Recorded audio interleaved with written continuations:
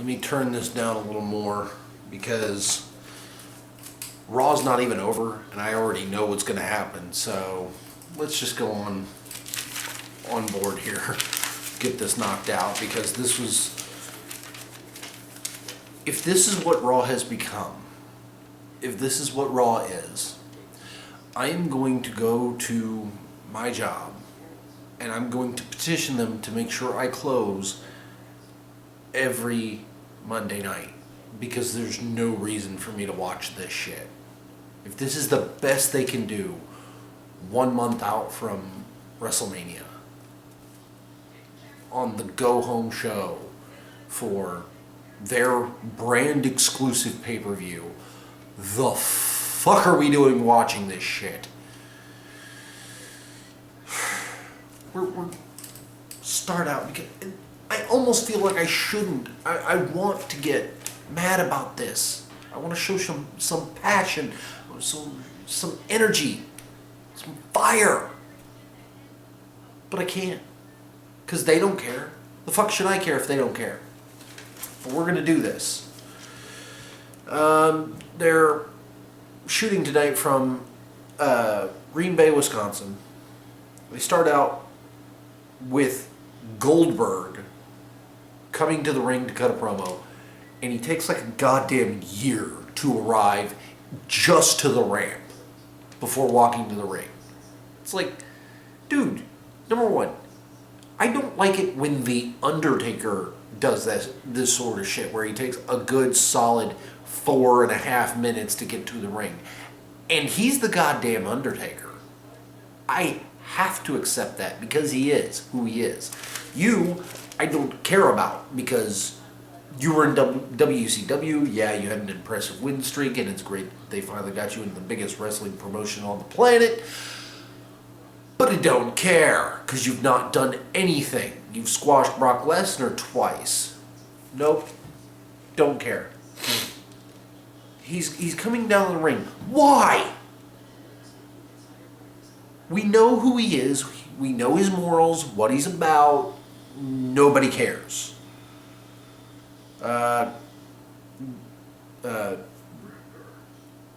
Crowd obviously doing Goldberg chants. He starts referencing Kevin Owens' promo from last week. He starts talking about how he's going to beat Owens at Fastlane and then go on to WrestleMania as the Universal Champion. Here's the thing. In storyline, yes, these two can't be on the card having the match that they're having with, everything that's on the line at WrestleMania without a title for it to, mean something. And Brock Lesnar, I didn't really care for his reign as WWE champion because it was meaningless because he was never there. So yeah, it made the title more important for when he did finally show up. But that also means that they're going to have to focus on some of the lesser titles if they do this, because Brock Lesnar is not going to be there all year. Fine. Do what you did with John Cena and what you were going to do with Daniel Bryan before he hurt himself. Put the Intercontinental Championship on Baron Corbin. Put the Universal Championship on like Sami Zayn or somebody and have it be important. Have it mean something. God sakes. Oh God, we've got Mick Foley in the ring.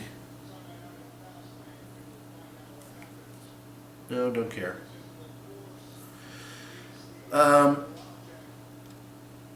Kevin Owens comes out.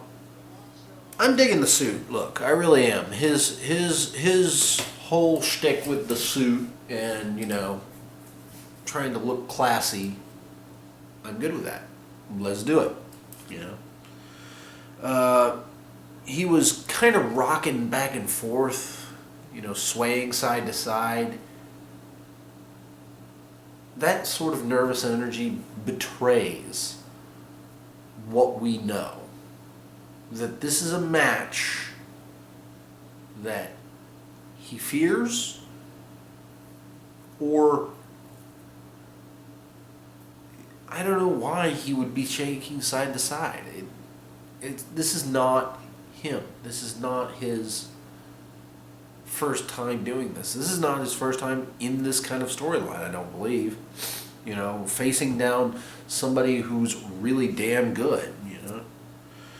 But he references his big wins, like his first night on Raw, he beat Cena, you know, beat Styles, beat Reigns, and now he's going to beat Goldberg. And I'm good with that. Oh, by the way, they're showing the promo package right now for Braun Strowman versus Roman Reigns from last Monday, and I was incorrect. He almost caught him with when Reigns went to spear Braun Strowman, he caught him with like a drop kick. Who cares? It's not all that important. Goldberg wants a match tonight, but Kevin Owens does this amazing troll job on the crowd. It was gorgeous. Yes. Oh, you want a match? Yeah, sure. Let's do this. Wait, we're not just gonna have a match. We're gonna have a Green Bay street fight. Oh wait, Green Bay. Ugh. No, they don't deserve this. And he walks to the back. He walks back up the ramp. He's like, you're always saying you're next to all of your opponents. But I'm telling you,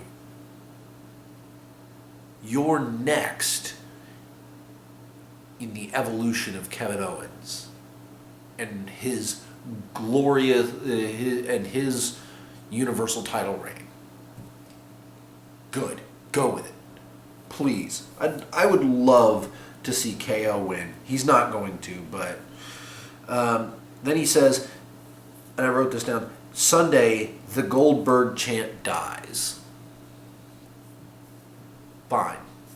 Don't think it's going to happen, but fine. New Day comes out.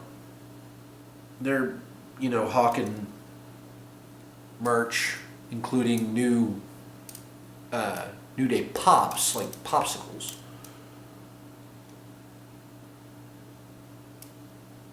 Holy crap, Mick Foley's getting animated here. You look at me as a shallow man that I used to be, then you're gonna respect me as a legend. A legend. General managers come. General managers go. But WWE legends, they live on forever.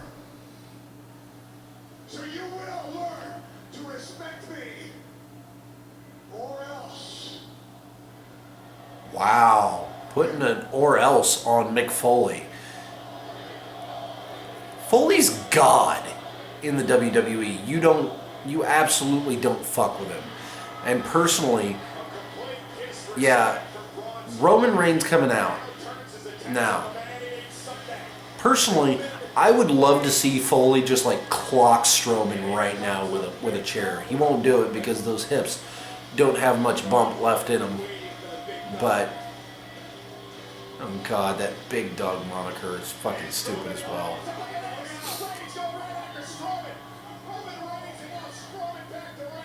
Yeah, now they're fighting.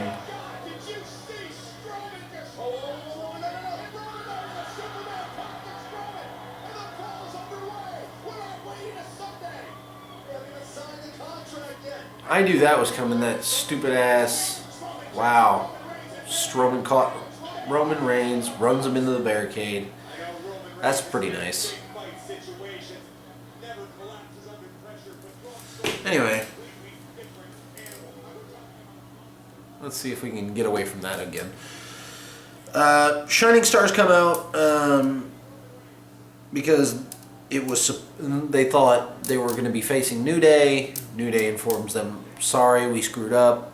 It's actually supposed to be Rusev and Jinder Mahal versus New Day. I guess that's an Oscar reference, like somebody screwed up during the Oscars, and I don't know, you know? Maybe. I don't care. It's supposed to be the Shining Stars versus Big Show, apparently. I was like, I don't care, except Xavier and Big E are in this match. I would have liked to have seen Xavier and Kofi versus Rusev and Jinder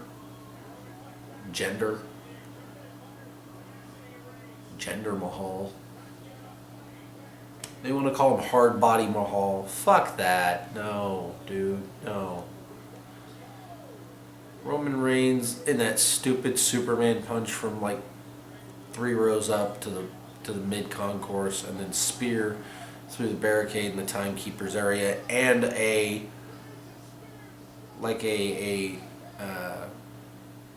extra. And the WrestleMania sign is in the background. Yeah, hang on, let's check the times. 10:07, so yeah, that's pretty much it.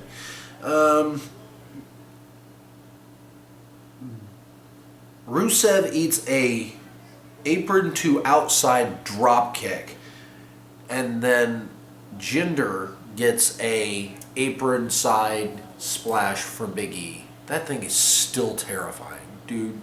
I don't know how the hell they do it. I don't know how the hell it's even safe, but apparently it is.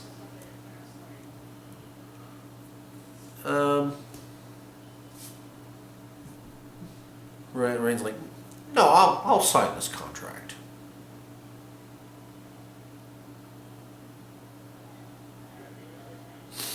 And Braun Strowman's back up because you forgot that he's insane. He's crazy.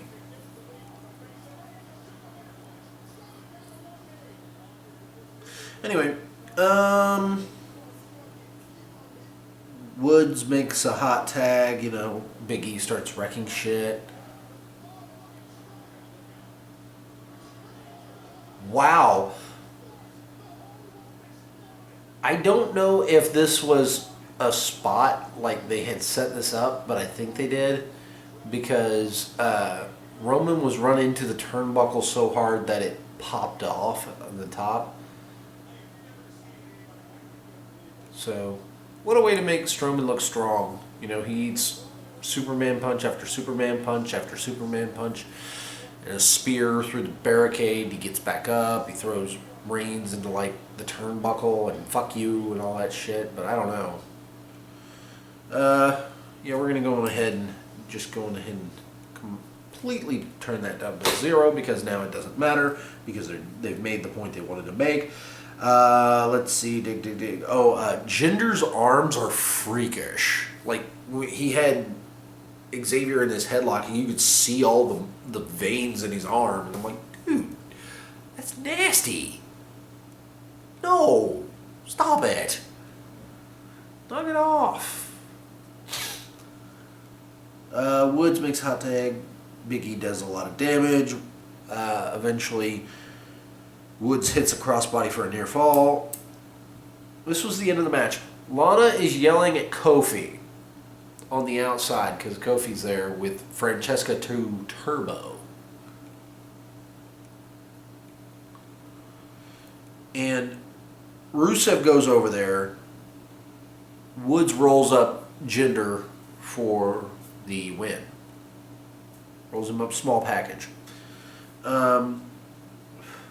Jinder and Rusev start arguing. So maybe that means WrestleMania we'll see Jinder versus Rusev, which doesn't matter anyway, but it would at least have story, so maybe. Okay. They hype up the 2-on-2 women's match upcoming later in the night because they only have 4 competitors in the women's division. Or at least so I thought.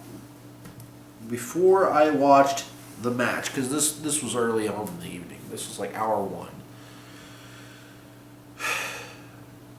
Bayley and Sasha, Charlotte and Dana Brooke.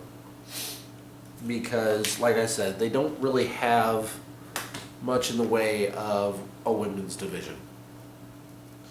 Enzo and Cass are backstage. Enzo's all hype, like, man, we've already got this in the bag, yada yada yada. I'm gonna wear it all the time. The tag team champions, and Enzo's like, and Cass is like, dude, stop. We have never won the tag team championships until Sunday, but we can't look past that match. We gotta focus. And I've got a match later with Gallows, so let's focus on that. So Cass is the level-headed one? So fine, whatever. Next we get Sheamus and Cesaro, going, rubbing a little bit, and Samoa Joe shows up. He starts like, oh, well, you know what, yeah, you keep working, you keep being clever. Let's see how that works out for you,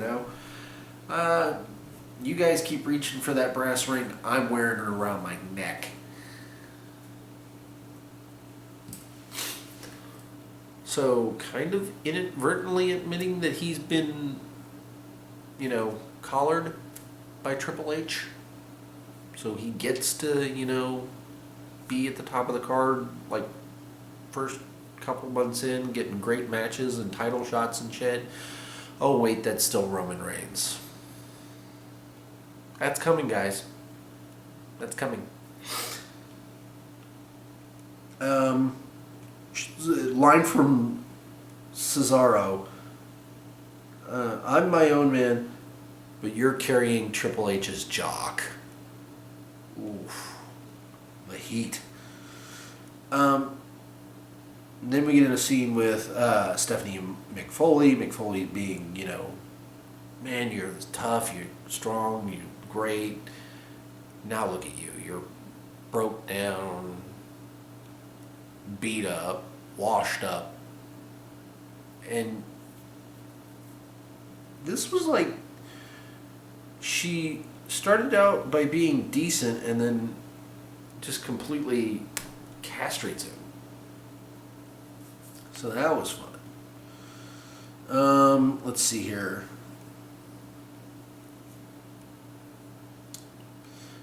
We go to commercial, come back. It's Tozawa versus Noam Dar. Like I said, cruiserweight. Some of these cruiserweight matches, although I know that the guys are talented from the Cruiserweight Classic, they don't give them enough time to do anything, so I don't really care, and they haven't really been built up, so again, don't really care. Alicia Fox looks nice. Tozawa wins. The Brian Kendrick shows up after for beatdowns. Next we get Samoa Joe and Mick Foley backstage again. Again, Joe is amazing. He's always amazing. So, never hurts to remind everybody. Foley pins a match in for Cesaro versus Samoa Joe for later in the night. Then we get the 2-on-2 women's tag. Charlotte cuts this promo about, and she's kind of adapted her dad's visual gimmick for herself, so it's kind of working. But then again, I want to see her be her own person, and it's not that person that she is now. She's cutting this promo about, Bayley not being the person that everybody thinks she is. She always, I'm just Bayley, but no, she's just in it for Bayley. So, she gets interrupted by Bayley. And then Sasha comes out because Dana Brooke's already in the ring. And there was there was this stupid, childish end to the quibs between the barbs between the two groups by Sasha. It was just ridiculous. And then Charlotte calls out, basically says, well, yeah, you're going to be facing me, but not my protege. You're going to be facing this woman. And it's Nia Jax. Nia Jax basically gets out there and starts crushing everything she gets her hands on, tags in Charlotte. Charlotte, Charlotte and Bailey and Sasha all go back and forth, and then Charlotte and Nia Jax comes in, wrecks house, does a guillotine leg drop like Hogan, pin for the 1-2-3. Again, not helpful, and she actually pinned Bailey. Strowman is in Foley's face demanding that Roman Reigns come out and sign the contract like I was talking about earlier. We all saw how that went. Cass versus Gallows. There was a little bit of an interruption section by Anderson, but Enzo got him and managed to, instead of looking completely useless, actually did something. So maybe they're going to start building them better. I don't know. I don't know. I don't know where they're going with all this stuff. It was dumb. Big Cass wins with a big boot, a running big boot that looked like it took off Gallows' head. There was a thing that I missed earlier with the backstage segment, and I didn't write it down, but I want to mention it here. Big Cass actually takes the time to mention, listen, these guys have won titles everywhere, but we have never won a tag team title. So, maybe that's a little bit of a thing. Titus O'Neil versus Sheamus. There's a dumb clip of them, arguing about maybe, forming a tag team, and then Titus not feeling like he's respected, so he, shoved Sheamus. Sheamus shoved him over a thing, and that causes a match later in the night. Titus beats him down before he can get to the ring. He gets in the ring, brogue kick, 1, 2, 3, not even 3 minutes. Yeah, way to go. Good job. Good job, guys. They go to commercial, come back. There's a Seth Rollins video package of all the things that have happened to Seth Rollins so far, between Seth Rollins and Triple H, and Corey Graves is going to interview him. They're talking in the ring, and there was a point where I wrote this down. Assholes in the crowd chant CM Punk, while there's this face turn promo by Rollins, basically saying, yeah, I know I said I didn't sell out, that I cashed in, that I was doing this for my career, and that I was playing the game, but I was kind of wrong. I have to look in the mirror now. This is a face turn promo. This was him realizing that what he does has been toxic, has been bad for him, and that he is thinking about changing. So, I know my YouTube ain't the farthest reaching in the world, but if you were in the crowd when Seth Rollins looked like he was legit trying to get into the character and emote, and you started chanting CM Punk, or if you get into that situation where you ever do it, fuck you. Fuck you seriously. Why? Because that was damn good storytelling. That was damn good character building. That was a damn good promo from Seth Rollins.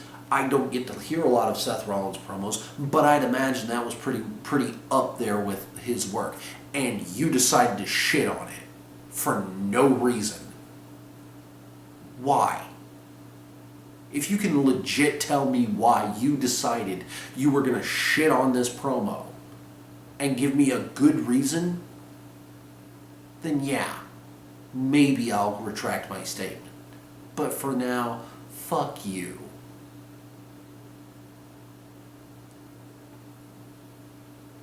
Maybe I will get a little bit of rage going in here. Triple H and Joe come down to rebut the promo. I wasn't really listening because Triple H pretty much says the same thing every time, you knew what you were getting into. You knew what you were signing up for. I built you. I gave you everything. You spat in my face. You bit the hand that fed you. And if you do not want to show up to WrestleMania. If you show up to WrestleMania, it will be the last thing you ever do in the WWE. Seth Rollins then turns it around and says, well, I said last week, the last time I was in this ring, that I've got nothing left to lose, and it still holds true. So I will be at WrestleMania, and it will be the last thing you ever do. So are we getting a career versus career match here? Maybe. I don't know. I'd love to see that. I'd love to see a career versus career match. Seth Rollins going over, not with a pedigree. Unless he can tighten it up a bit. Big Show destroys the Shining Stars with a choke slam. Don't care. Nobody does. Neville and Tony Nese cut a backstage promo. Again, nobody cares. Right before their match with Gallagher and Perkins. Gallagher does this like this arm pectoral stretch rack with his legs as well. Submission that gets Tony Nese tapped.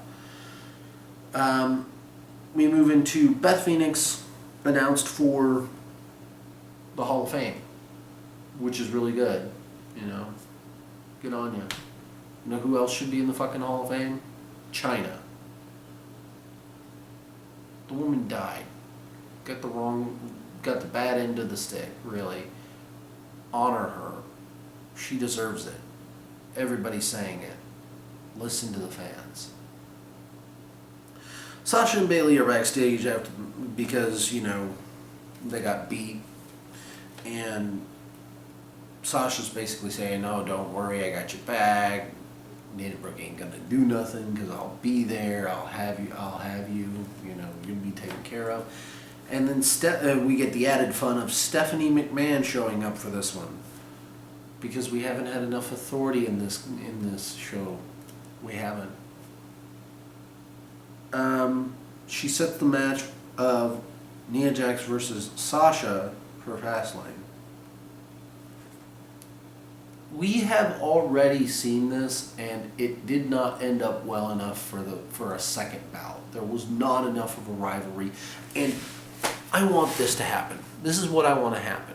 I want her to be a dominant force in the WWE. I want her to crush people. I want her to own her body and have body positivity. That'd be great. But she doesn't look right now like she's that crushing, destroying, monster heel kind of character. She looks like she just gets called out there to beat on people, and then she does it. Because she doesn't have a will of her own. No character. I'm beating on people for no reason. Don't care. Cesaro versus Samoa Joe. There was a possible early knee injury. It looked like he tweaked it a bit because he got flipped over the top rope, and when I see him, he got pretty launched by Samoa Joe and kind of like tweaked a knee, and that was a whole thing. That was the whole story through the match was Joe keeps getting in these positions where like Cesaro will be going for the swing, he'll be going for the sharpshooter, he'll be going for something, and Joe will target the knee. Boom, the left knee. Boom, boom, boom, boom, boom. Every time. I wrote this down. Joe keeps getting into positions to be picked up and slammed by Cesaro.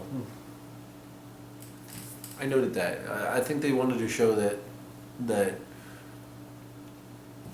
while on the one hand Cesaro's very, very Samoa Joe's very, very strong, so Cesaro's not weak, and he could have won at any moment. No.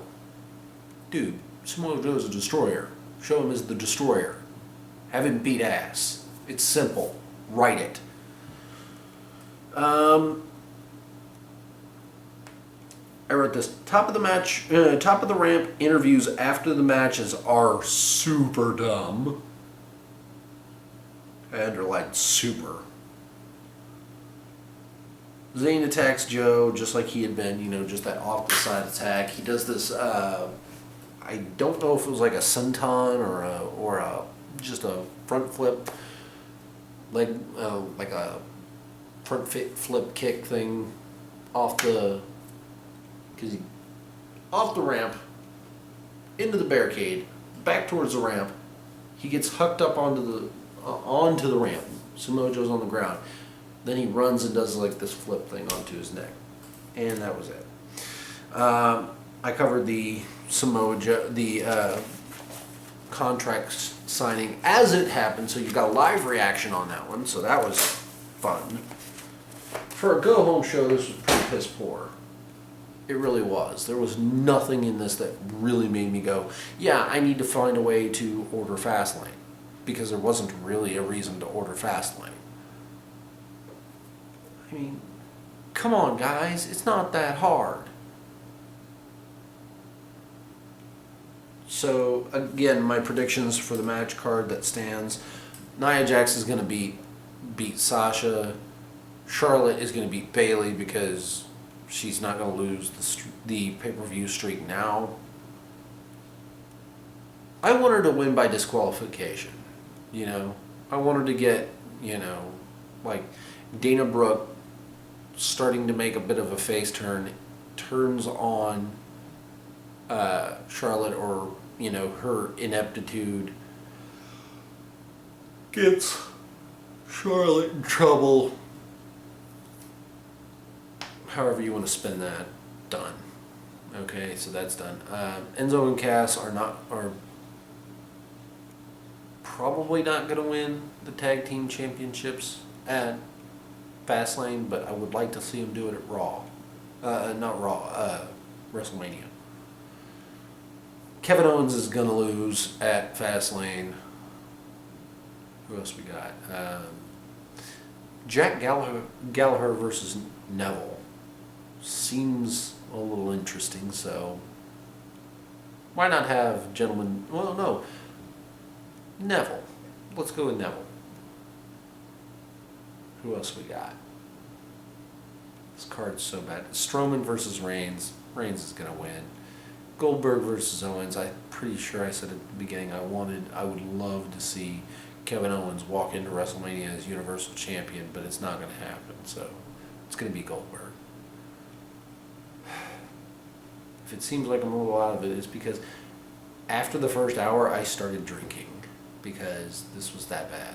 It was like I could not be entertained. So, thank you for watching. Please like, comment, subscribe, all that usual stuff. Share it around, please. So maybe I'll get my message to those the absolute cretinous douche cannons who decided to chant CM Punk. Dude, the rest of the arena was quiet, and I'm going to go back to this again. The rest of the arena was quiet, was dead quiet during this, because Seth Rollins' injury could have made him a babyface when he came back the first time. This is them maybe trying to do a reset on that and turn him face, full-fledged, with no other qualms. Because this is a real injury. This isn't like Naomi, where she may or may not be really she's not seriously injured, but she's minorly injured. No, this is a possible career-ending injury, and he's talking about this and this has got to be real information. This can't be like, oh, they're veiling it. No, I don't think they know. I don't think even now, with the surgery and the rehab and the work that he's putting in to try and get back into shape, I don't think he knows. I don't think the doctors know. Because speaking as somebody who has, a little experience with medicine and the medical profession, sometimes even your best estimates are going to be wrong. And that's in both directions. Sometimes people do really well, respond really well to therapy, respond really well to medicine, and it all just comes together and fits like the pieces of a puzzle, and it just clicks and it works. And it works better than expected because, hey, the body, something in the body turns on and it goes with it. And that's great, that's miraculous, and I love it. That's what I love about medicine. But then again, you also have the other end of the spectrum where no matter what you do, no matter how many physios you attend, no matter how many times you go to the doctor's office and get x-rays and CAT scans and all these other works, you will not know. And not only will you not know, it'll take longer and longer and longer until you just don't want to do it anymore. So yeah, would I like to see Seth Rollins in the ring versus Triple H? Yes. Would I like to see him against Samoa Joe? Absolutely. Will we see it at WrestleMania? There's not going to be a definitive answer until, I believe, 2 weeks before WrestleMania. That is the closest we're going to get an answer. And even then, it's a little sketchy. Hell, he might not come out for a match at WrestleMania. He may come out just to distract Triple H and help Sami Zayn, who may end up getting into this feud with Triple H. That'd be fine. I'd love to see that. But no, it may not happen. It may be Finn Balor. I'd be okay with that. I don't care. Just make the storyline make sense. As fans, we have to be respectful. And yes, you paid your money to be there. I'll even give you that. Yeah, you paid your money to be there. You can boo, you can cheer, you can do whatever you want. But remember, these are performers, and this guy is telling a real story. Not something that they wrote up. This is real. Blown MCL, ACL, meniscus. That's scary. That ends careers, ends livelihoods. Don't chance CM Punk at that time. Don't try to be some fucking smart mark. And that's why we on the internet get so much shit, because of things like that. Quit giving us bad names. Take pride in yourself. Realize when it's time to do that, and when it's time to shut your mouth, drink your beer, enjoy the show. I'm Robert the Coroner Drab. Have a good evening, everybody.